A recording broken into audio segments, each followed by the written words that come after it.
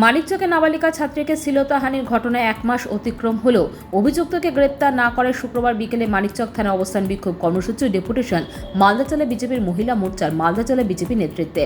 কর্মসূচিতে উপস্থিত ছিলেন দক্ষিণ মালদা মহিলা মোর্চার সভানেত্রী সুতপা মুখার্জি সহ অন্যান্যরা। প্রসঙ্গত 1 মাস আগে মানিকচকের মথুরাপুর এলাকার একটি সরকারি স্কুলে সপ্তম শ্রেণীর নাবালিকা ছাত্রীকে স্কুল চলাকালীন এক অস্থায়ী কর্মী শ্লীলতাহানি করে, এমনকি ছাত্রীকে হুমকি দেওয়া হয় এই বিষয়ে পরিবারকে জানালে তাকে মেরে ফেলা হবে।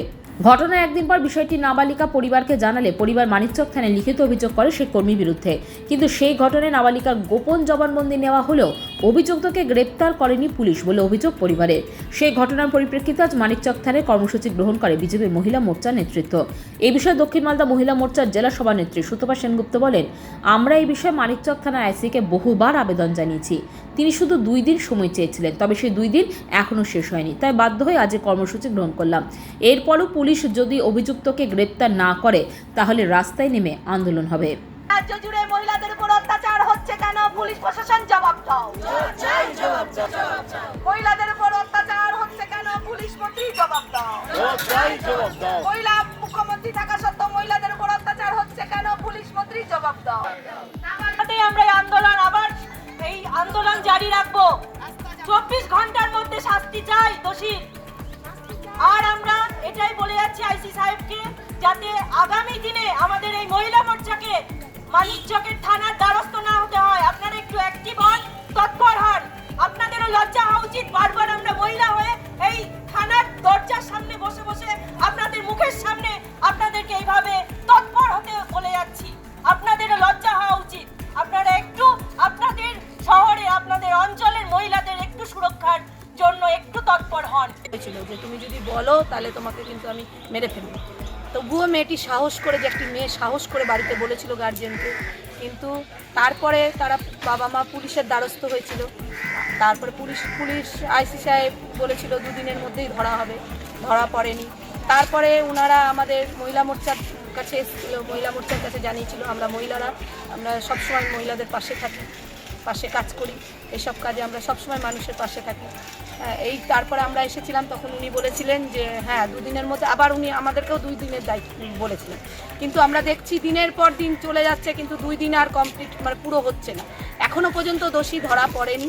আমরা অনেক রকম কিছু শুনতে পাচ্ছি যে কিছু পয়সার বিনিময়ে কিছু সেটেলমেন্ট হওয়ার ফলে ধরা পড়ছে না। তা আমরা আজকে উনাকে বলে গেলাম, আইসি সাহেবকে চেতাবনী দিয়ে গেলাম, একদম জোর তরফে বলে গেলাম যে আজকে আমরা একটা ট্রেলার দেখিয়ে গেলাম, এরপরে পিকচার দেখাবো। আমরা মানিকচকের রাস্তা চাক্কা জাম্প করে দেবো। মহিলারা যত আমাদের মহিলা আছে, যত আমাদের মহিলা মোর্চার দিদিরা আছেন, সবাই আমরা মানিকচকের রাস্তা ঘেরাও করব। এবং এই আন্দোলন আমাদের যতক্ষণ না দোষী শাস্তি পাচ্ছে, একটা বাচ্চা মেয়েকে যেভাবে অত্যাচার করা হয়েছে, তার মা, তার বাবা, তার দাদু ঠাকুমা কেউ শান্তিতে থাকতে পারছে না, ঘুমাতে পারছে না, মেয়েটাও পর্যন্ত শক হয়ে গেছে।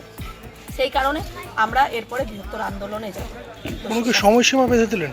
হ্যাঁ, তো আমরা বলেছি 24 ঘন্টা। তো উনি বললেন, উনি 3-4 দিনের সময় নিলেন, বললো দেখছি আমরা ধরা পড়বে। তো আমরা বলতে চাই যে একটা পুলিশ কি না পারে। আজকে আপনারা দেখতে পাচ্ছেন সন্দেশখালীর মহিলাদেরকে কত অত্যাচার করছে। আজকে সন্দেশখালীর নির্যাতিতারা কিভাবে তাদেরকে আবার তাদের মিথ্যা, তাদেরকে ভয় দেখিয়ে মুখ বেঁধে রাস্তায় ফেলে, জঙ্গলে ফেলে রেখে চলে যাচ্ছেন। তাদেরকে বলছেন মিথ্যা বলছে, তাদেরকে মিথ্যুক বলছে। আজকে মহিলারা সব রাস্তায় বসে আছে, সারা রাত জাগছে। আজকে সারা রাজ্যে চলছে এইরকম অত্যাচার, এইরকম দুরাচার। যতক্ষণ না এই হীরক রানী, এই মহিলা মুখ্যমন্ত্রী যতক্ষণ না এইখান থেকে, এই মুখ্যমন্ত্রীর পদ থেকে সরছে, ততক্ষণ বাংলার নারীরা সুরক্ষিত নয়। কেন ধরতে পারছে না পুলিশ মনে করছেন? পুলিশ ধরতে পারছে না, আমরা তো বুঝতেই পারছি, সারা রাজ্যেই তো চলছে এই দুর্নীতি। কেন ধরতে পারছে না? একটা সাধারণ একটা মানুষকে ধরতে পারবে না? একটা সাধারণ একটা মানুষ, তার কত বল? পুলিশের থেকে বেশি, পুলিশের থেকে তার বেশি বল, যে তাকে ধরতে পারছে না। এটার মধ্যে কিছু কিন্তু আছে, বুঝতে পারছেন না? সবাই তো বুঝতে পারছি।